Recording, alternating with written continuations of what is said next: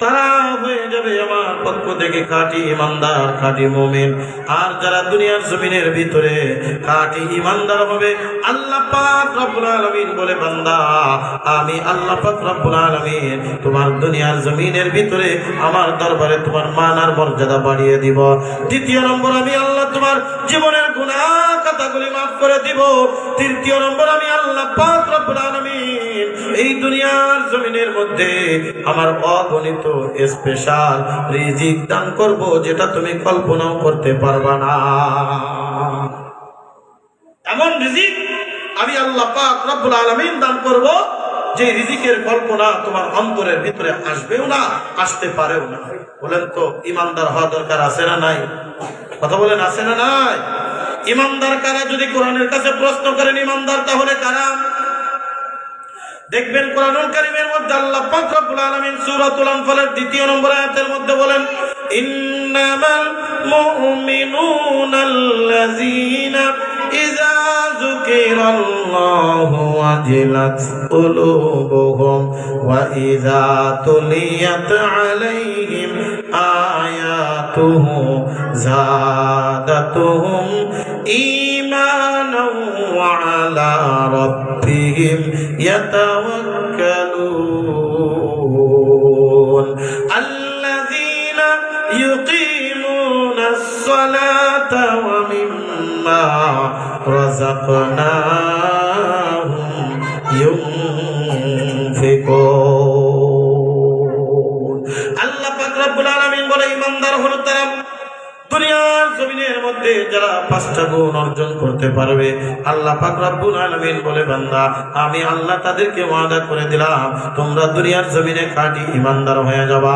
1 নম্বরে আল্লাহ পাক রব্বুল আলামিন বলে, বান্দা তোমার সামনে যখন জিকির করা হয়, অথবা বান্দা তুমি যখন জিকির করবা, তোমার দিলের ভিতরে আলাদা একটা স্বাদ আর আস্বাদন তৈরি হবে। তোমার দিলের ভিতরে আলাদা একটা ভালো লাগবে, তোমার দিলের ভিতরে আলাদা একটা মজা অনুভব হয়ে যাবে। বান্দা তোমার জিকিরের ভিতরে যদি মজা আসে, বান্দা জিকিরের ভিতরে যদি ভালো লাগে, কোরআনের জিকিরের মজলিস যদি তোমার কাছে পছন্দ হয়, হে বান্দা আমি আল্লাহ পাক রব্বুল আলামিন বলে দিলাম, তোমাকে আমি আল্লাহ পাক রব্বুল আলামিন ইমানদার বান্দা হিসেবে ঘোষণা করে দিলাম। দেখবেন এক শ্রেণীর মানুষ আছে যাদের মধ্যে জিকিরের মজা আছে, জিকিরের স্বাদ আছে, আল্লাহর নাম স্মরণ করতে ভালো লাগে, আল্লাহর নামের ভিতরে একটা মজা পায়, আল্লাহর নামের ভিতরে একটা শান্তি পায়, আল্লাহর নামের ভিতরে একটা স্বাদ আর আস্বাদন তৈরি হয়ে যায়। ও যে হালাতেই থাকে না কেন, ওই হালাতেই ডাকে আল্লাহ আল্লাহ আল্লাহ। বন্ধুরা আমার, গভীর মনোযোগ। আল্লাহর জিকির আমার কাছে যদি ভালো লাগে, মনে করবেন আমার দিলের ভিতরে ঈমান পয়দা হচ্ছে। আল্লাহর জিকিরের ভিতরে যদি মজা লাগে, মনে করবেন আমার দিলের ভিতরে একটা স্বাদ আসতেছে। আল্লাহর জিকিরের ভিতরে যদি আমার একটা স্বাদ তৈরি হয়, মনে করবেন আল্লাহ পাক রব্বুল আলামিন আমাকে ইমানদারের খাতায় নাম উঠাচ্ছে। আর যদি মনে করেন না, আমার কাছে গান বাজনা ভালো লাগে, আমার কাছে নাচা গানা ভালো লাগে, আমার কাছে দুনিয়ার ফাহিশে কাজ করব ভালো লাগে, মনে করবেন আল্লাহ পাক রব্বুল আলামিন আমার আপনার ভিতরে ঈমানের দৌলত দান করে নাই। বন্ধুরা, আল্লাহ পাক রব্বুল আলামিন এই কোরআনুল কারীমের মধ্যে ঘোষণা করেন, হে দুনিয়ার মানুষ শুনো,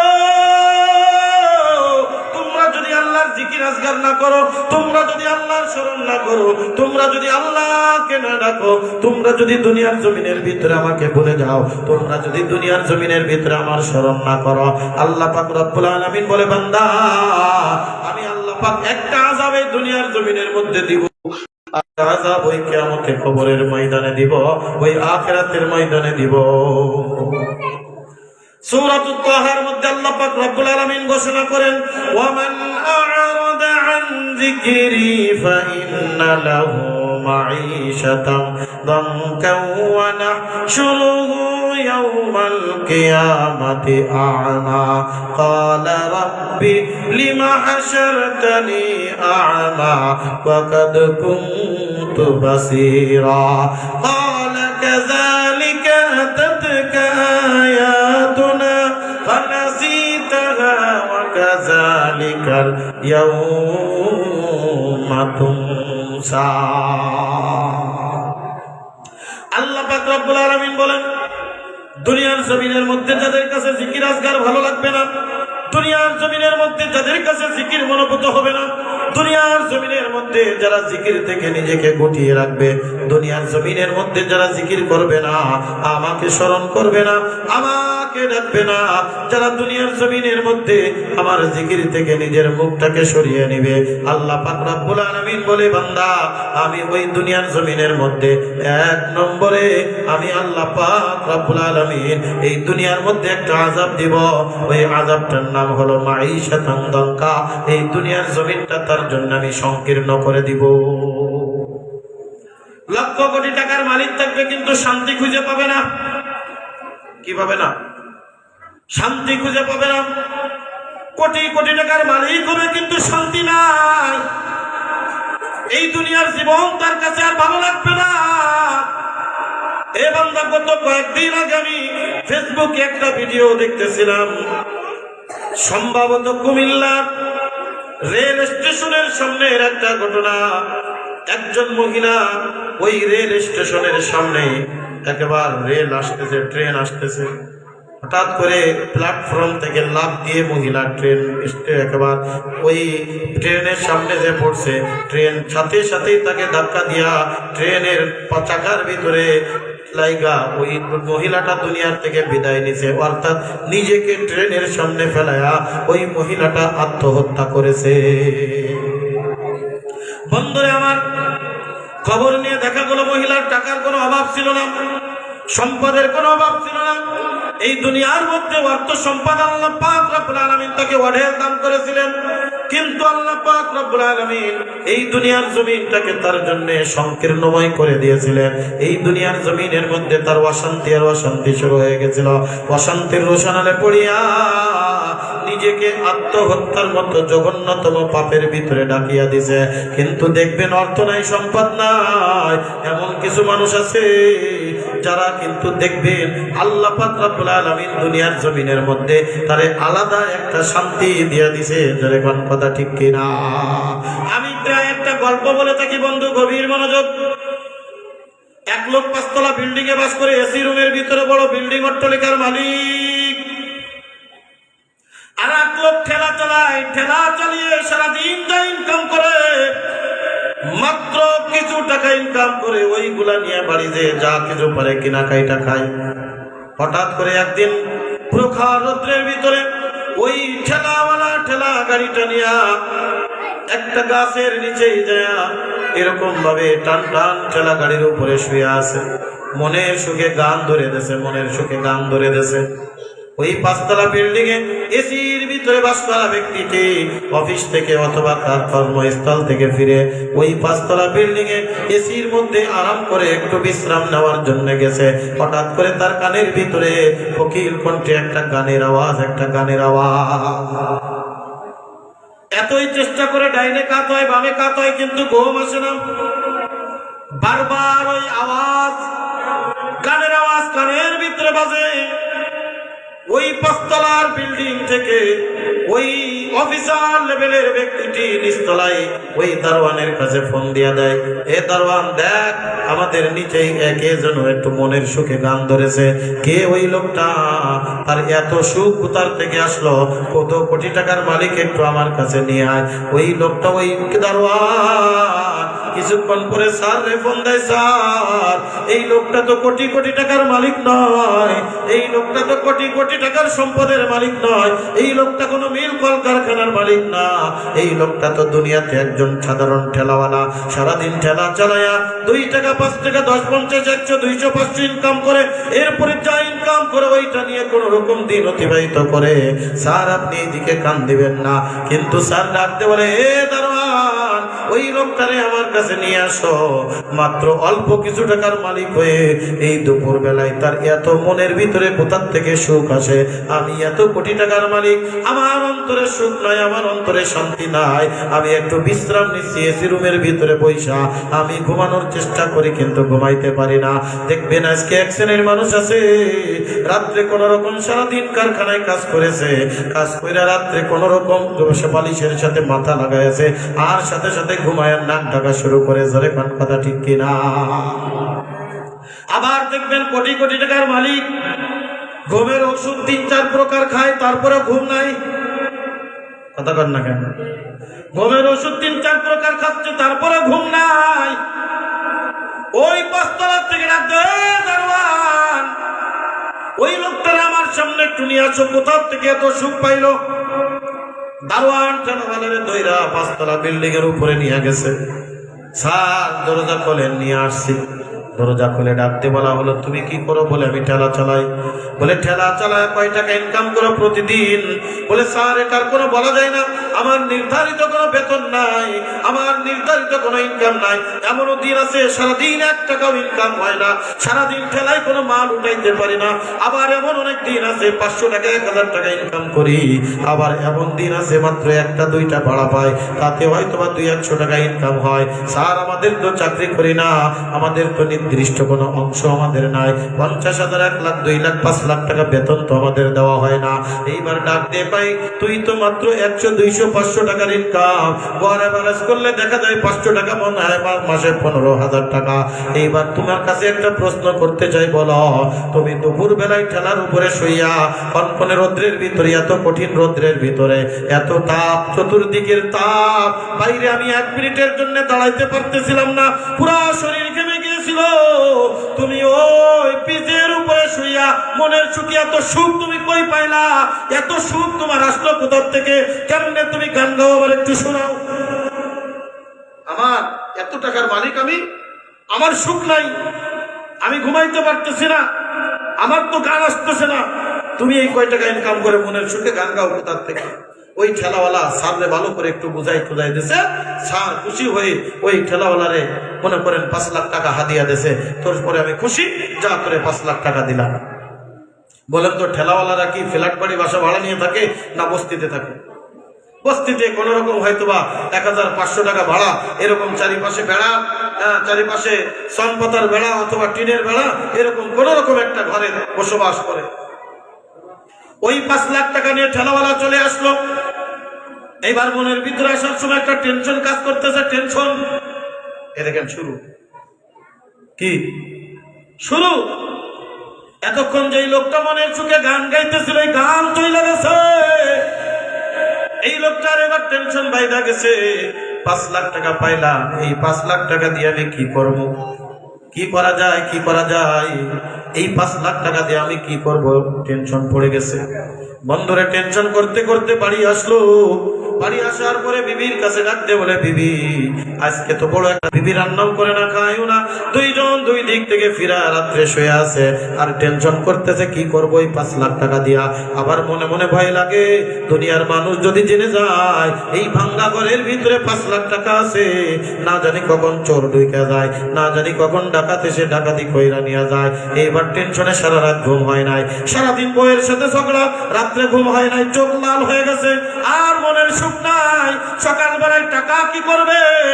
ব্যাংকে যদি যায়, যদি পুলিশে ধরে, এত টাকা পাইলি কই? তুই তো ঠেলা চালাস, তুই তো ঠেলা চালাস, ঠেলা চালা কই পাইলি? হয় চুরি করছিস না, ডাকাতি করছিস না, কারুর থেকে মাইরা নিছিস।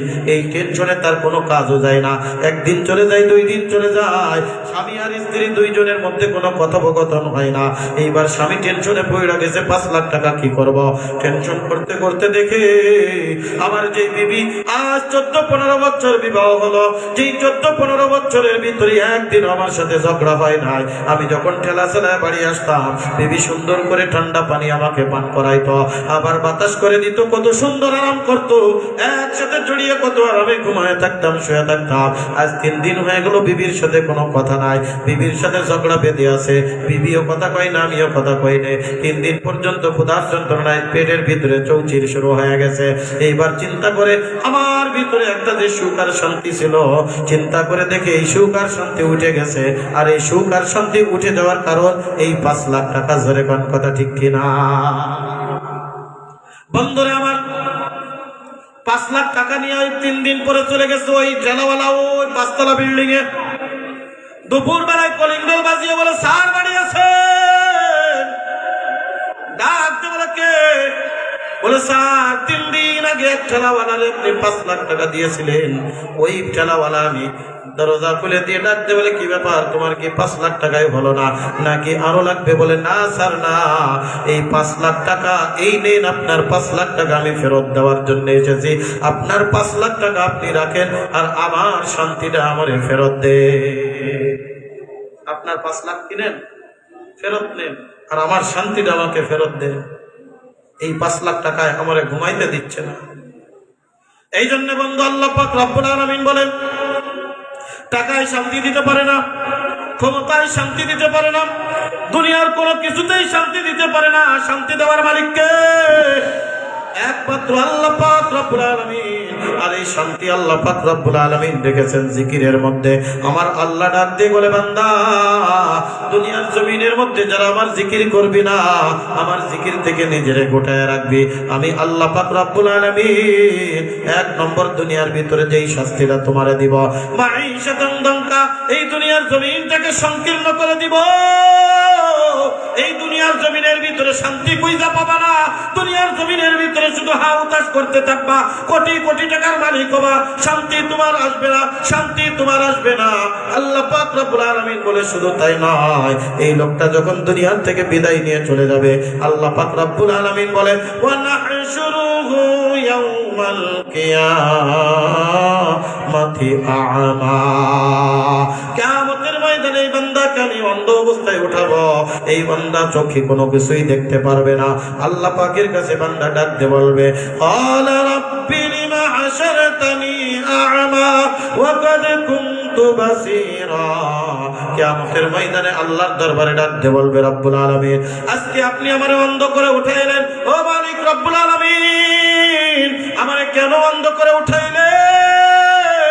দুনিয়ার জমিনে আমারে কত সুন্দর করে 2টা চক্ষু দান করেছিলেন, আমি দেখে দেখে চলতে পারতাম, আজকে কিয়ামতের ময়দানে আপনি আমাকে অন্ধ করে উঠেছেন, না আমি কিছুই দেখতে পাইতেছি না, কোন দিক জান্নাতের রাস্তা আর কোন দিক জাহান্নামের রাস্তা এটা তো আমি কিছুই দেখতে পাইতেছি না। ওগো মালিক আমারে অন্ধ কেন করে উঠাইলেন?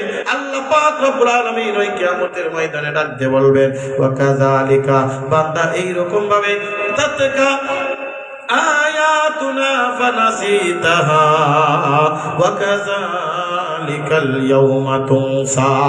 এই দুনিয়ার জমিনের মধ্যে আমার আয়াত তোমার কাছে এসেছিল, আমার নিদর্শনাবলী তোমার কাছে এসেছিল, দুনিয়ার জমিনের মধ্যে আমার কোরআন তোমার কাছে এসেছিল।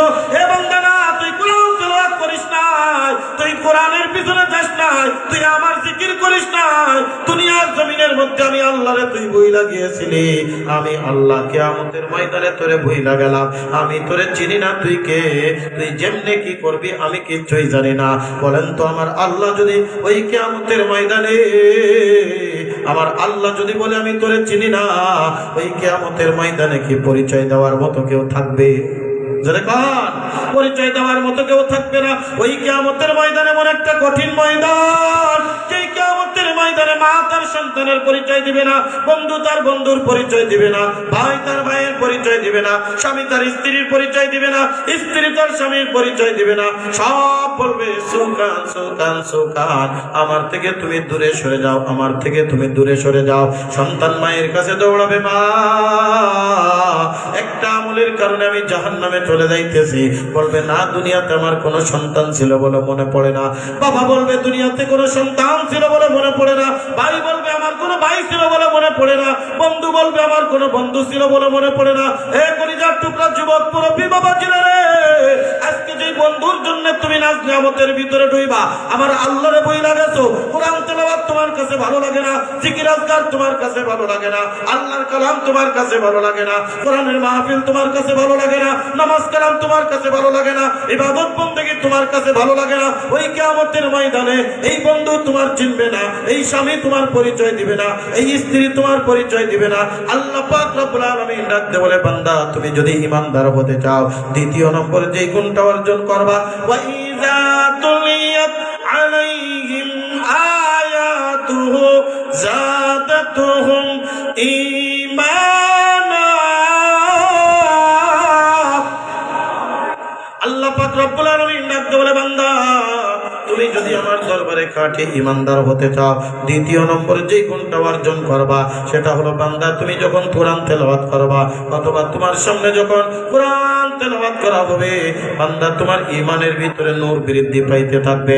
বান্দা তোমার কাছে কোরআন তেলাওয়াত ভালো লাগবে, বান্দা তোমার কাছে কোরআনের মাদ্রাসা ভালো লাগবে, বান্দা তোমার কাছে কোরআনের কথা ভালো লাগবে, বান্দা তোমার কাছে কোরআনের হাফেজদেরকে ভালো লাগবে, বান্দা তোমার কাছে কোরআনের মাদ্রাসাটা ভালো লাগবে। তোমার কাছে যদি ভালো লাগে বুঝবা তুমি আল্লাহর দরবারে খাঁটি ঈমানদার।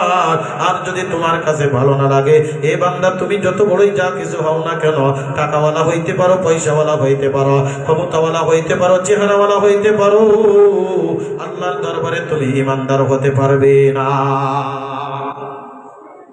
বন্ধুরা আমার, কারণ কি জানেন? এই কোরআন আল্লাহর বড় নিয়ামত। এই কোরআন বড় আল্লাহ পাক রব্বুল আলামিন আদর করেন, মহব্বত করেন। এই জন্য আল্লাহ পাক রব্বুল আলামিন যেই মাসে কোরআন নাজিল করেছেন মাসটাকে দামি করে দিয়েছেন। আল্লাহু আকবার। যেই রাত্রে কোরআন নাজিল করেছেন রাত্রটাকে দামি করে দিয়েছেন। যেই মানুষটার উপরে কোরআন নাজিল করেছেন মানুষটাকে দামি করে দিয়েছেন।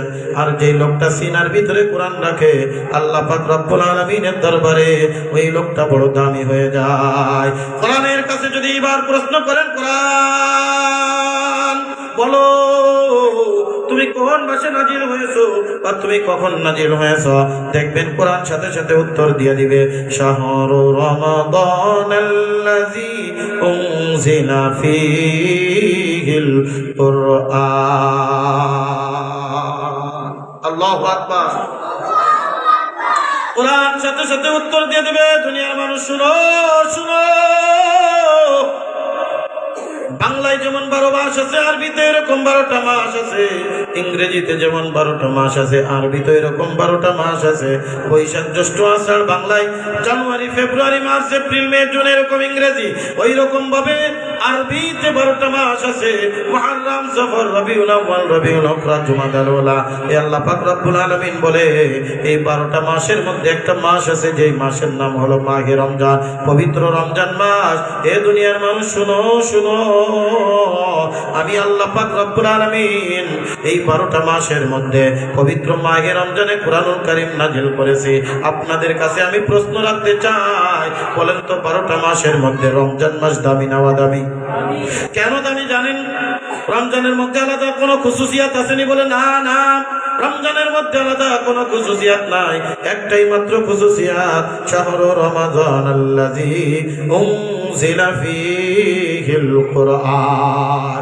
এই রমজানুল মুবারকে আল্লাহ পাক রব্বুল আলামিন কোরআনুল কারীম নাজিল করেছেন। কোরআনের বরকতে, কোরআনের রহমতে, কোরআনের নিয়ামতে আল্লাহ পাক রব্বুল আলামিন 12টা মাসের মধ্যে পবিত্র মাহে রমজানকে দামি করে দিয়েছেন। 12টা মাসের মধ্যে রমজান মাস দামি মাস। এ বন্ধু, কত দাম, কত দাম! অন্য মাসের 70টা আমল রমজান মাসে একটা আমল সমান। আল্লাহু আকবার। অন্য মাসে 70টা ইবাদত, রমজান মাসে একটা।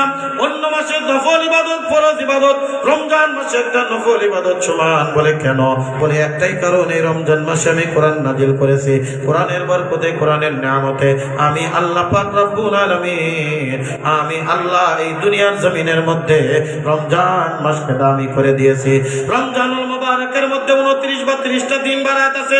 আমরা যদি রাখতে বলে কোরআন বলো, এই রমজানুল মুবারকের মধ্যে 29টা বা 30টা দিন বারাত আছে।